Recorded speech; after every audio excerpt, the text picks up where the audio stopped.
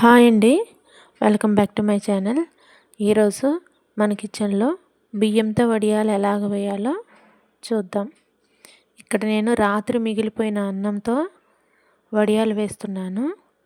నాకు రాత్రి మిగిలిపోయిన అన్నంని నేనేం చేశానంటే మరలా కుక్కర్లోనే ఉంచేసి కొంచెం వాటర్ వేసేసి ఒక 2 విజిల్స్ వచ్చే వరకు మరలా ఉడికించానండి. ఎక్కువ వాటర్ వేసి అది చాలా మెత్తగా ఉడికిపోయింది.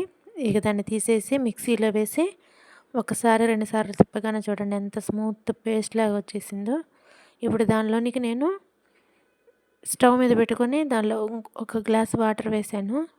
అందులోనికి కచ్చాపచ్చగా దంచుకున్న 2-3 పచ్చిమిర్చి, అందులో జీలకర్ర వేసి కొంచెం ఉప్పు వేసి మిశ్రమాన్ని తయారు చేసేసి ఆ ఉడుకుతున్న పిండిలో వేసేసి కొంచెంసేపు స్టవ్ మీదే ఉంచేసానండి. ఎప్పుడైతే కొంచెం అది దగ్గరగా వచ్చేసిందో దాన్ని తీసేసుకొని ఇంకే విధంగా మనం వడియాలు పెట్టుకోవడమేనండి. చూడండి చక్కగా వచ్చాయి వడియాలు. పిండి కూడా చాలా బాగా వచ్చింది.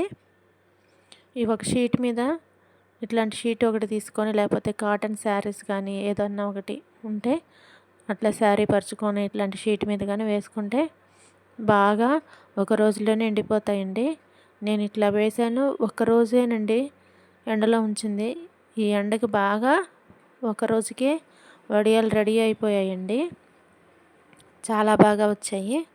చూడండి నేను ఇక్కడ ఆయిల్లో కూడా ఫ్రై చేస్తున్నాను. చాలా బాగున్నాయి.